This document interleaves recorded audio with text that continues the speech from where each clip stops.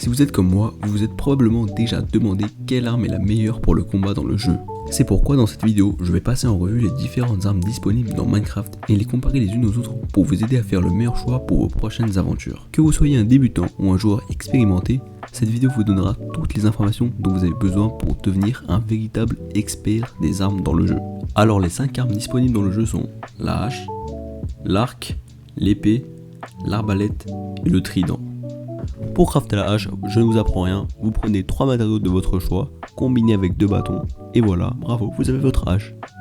La hache possède 4 enchantements principaux au niveau du PVP. Nous allons passer en revue tous ces enchantements en commençant par efficacité.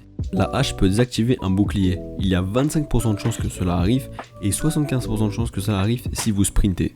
À chaque niveau d'efficacité, le taux de chance de désactiver un bouclier augmente de 5%. C'est-à-dire qu'arrivé au niveau efficacité niveau 5, vous désactivez automatiquement le bouclier du mob ou du joueur en face. Comme autre enchantement, on constate aussi que la hache possède tranchant 5, châtiment 5 et aussi fléau des arthropodes.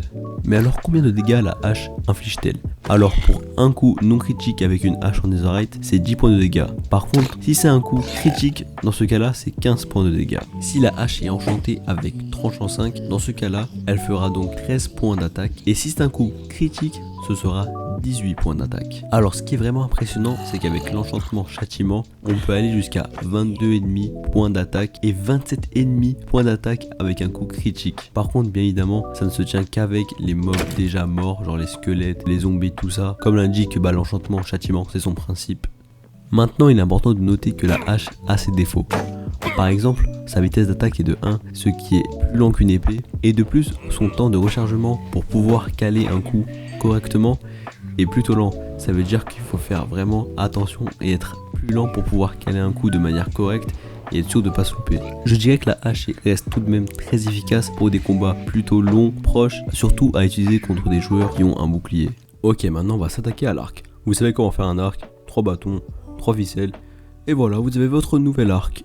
L'arc possède 3 enchantements principaux au niveau du PVP, en commençant d'abord par Flame. Flame est très efficace, il agit un peu comme aura de feu sur l'épée.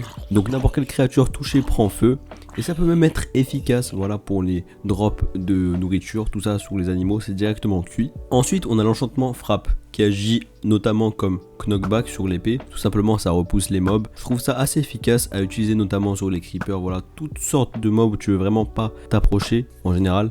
Ensuite il y a l'enchantement Infinité.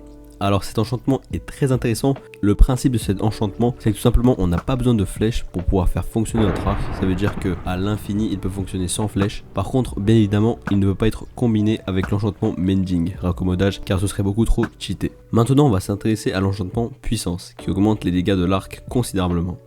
Déjà il faut savoir que si vous utilisez votre arc de cette manière, c'est-à-dire en appuyant comme ça, en spammant sans charger votre arc, cela fera 1 point de dégâts. Par contre, si vous chargez votre arc entre 0,2 et 0,9 secondes, cela fera 5 points de dégâts. Et après, si vous le chargez complètement, cela fera entre 6 et 11 points de dégâts.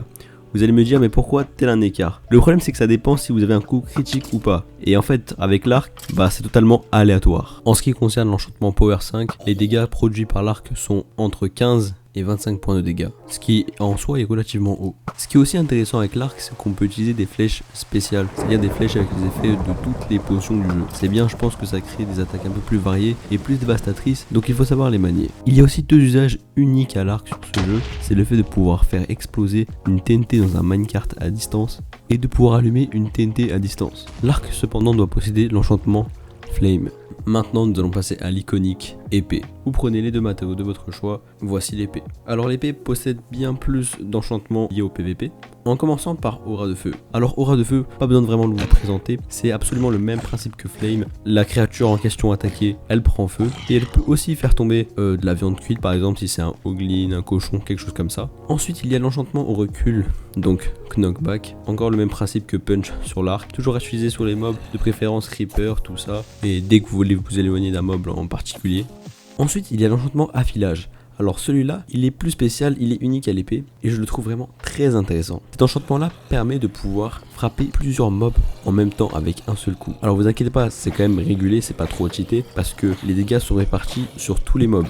Mais cependant, pour les frapper en même temps, c'est très cheaté. Vous verrez qu'en quelques coups, vous pouvez ratisser un pack de zombies. Ensuite, il y a aussi l'enchantement butin qui est unique à l'épée, qui agit un peu comme fortune sur les outils. Alors le taux de drop est augmenté, donc là c'est très efficace, notamment pour les drops qui sont quand même assez rares. L'exemple de la tête de Wither Squelette est très intéressant. Pour tout ce qui est augmentation des dégâts, on a Fléau des Arthropodes, Châtiment et bien évidemment Tranchant. Et oui, j'allais pas l'oublier, le fameux Tranchant. Mais alors quels sont les dégâts produits par l'épée? Une épée en netherite non enchantée produira 8 points de dégâts. Si elle est enchantée, avec Tranchant 5, elle produira 11 points de dégâts sur un coup non critique et 15 points de dégâts sur un coup critique. Et avec l'enchantement Châtiment sur les mobs concernés, un coup non critique fera 21,5 points de dégâts et un coup critique fera 24,5 points de dégâts. La vitesse d'attaque de l'épée est de 1,5. Contrairement à la hache, l'épée peut être très rapide en combat rapproché. Ok, maintenant passons à l'arbalète. Pour crafter une arbalète, vous avez besoin de 3 bâtons, 2 ficelles, un logo de fer et un crochet. L'arbalète possède 3 enchantements PVP. Tout d'abord, commençons par charge rapide. Comme l'indique son nom, cela permet à l'arbalète de recharger plus rapidement. Car oui, on remarque rapidement que c'est peut-être l'un de ses seuls points faibles. Elle est un peu plus lente, mais c'est compensé par d'autres qualités. Ensuite, il y a l'enchantement perforation. Perforation permet à une flèche de pénétrer plusieurs mobs simultanément. Ça veut dire que si on les aligne, voilà, ça peut les toucher, même si certains sont cachés derrière d'autres. Ensuite, il y a l'enchantement tir multiple, que je trouve extrêmement cheaté. Car pour le prix d'une flèche, on peut en produire 3. Donc on maximise les profits et les dégâts. Le plus grave étant qu'on peut même l'utiliser sur les flèches spéciales. Mais un des usages uniques à l'arbalète et très efficace, c'est l'utilisation de feux d'artifice. On peut concevoir des feux d'artifice dévastateurs et les utiliser par la suite. Mais là où ça devient très dangereux, c'est qu'on peut même les combiner avec l'enchantement tir multiple. Les dégâts de l'arbalète, c'est entre 7 et 11 points de dégâts, et avec des feux d'artifice, c'est entre 11 et 18 points de dégâts. Ok, j'ai envie de commencer par le moins évident, le trident. Déjà, il faut savoir que le trident, on ne veut pas le crafter, bien évidemment. Il faut le looter à partir des noyers. Le trident possède plusieurs enchantements propices au PVP, à commencer par canalisation. Le principe de canalisation est simple, dès qu'il y a l'orage, on peut l'utiliser pour le faire apparaître sur n'importe quel mob visé. Et c'est très efficace, surtout si on veut des creepers chargés, on peut faire notre armée de creepers. Ensuite, il y a l'enchantement impulsion. C'est sûrement l'enchantement le plus intéressant du trident. On peut naviguer librement et rapidement dans l'eau et quand il pleut, en prenant impulsion, et en faisant cela, on peut même attaquer un mob à distance en lui fonçant dessus. Et ce qui est très intéressant, c'est que si vous mettez votre trident dans votre main gauche et que vous prenez un item dans votre main droite, vous foncerez sur le mob et lui ferez des dégâts avec l'item qui est dans votre main droite. En plus de ça, avec des élytres, lorsqu'il pleut, c'est sûrement le moyen de transport le plus efficace du jeu et c'est très stylé. Ensuite, il y a l'enchantement loyauté, très simple mais très utile. Vous lancez votre trident sur un mob ou à un certain endroit et il reviendra toujours. Enfin, nous y venons à l'enchantement empalement, qui permet d'augmenter les dégâts du trident. Un trident cause 9 points d'attaque sur un coup de mêlée, 13,5 points d'attaque sur un coup de mêlée critique et 8 points d'attaque sur un coup à distance. L'enchantement empalement permet d'ajouter 12,5 points d'attaque à chaque attaque du trident. Néanmoins, il y a des conditions. Dans l'édition Java, seules les créatures aquatiques reçoivent les dégâts supplémentaires. Dans l'édition Bedrock, c'est plus efficace car les dommages s'appliquent à toutes les créatures et les joueurs lorsqu'ils sont en contact avec de l'eau. Donc tant qu'ils sont avec de l'eau, même si ce n'est pas des créatures aquatiques, ils sont vulnérables. Sur Java, c'est moins efficace.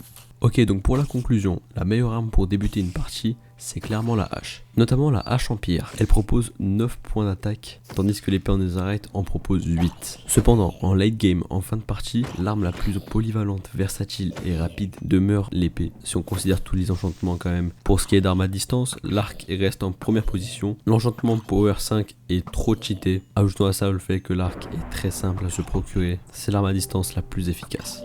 Ensuite, ce qui est de l'arme qui fait le plus de dégâts, eh bien c'est la hache. La hache en netherite, son potentiel maximal est de 27,5 points d'attaque avec châtiment, ce qui est au-dessus de toute autre arme classique, et donc elle est en première position sur ce point-là. Ensuite, mention spéciale pour l'arbalète. L'arbalète avec les feux d'artifice, c'est l'arme la plus efficace pour éliminer un large groupe de mobs.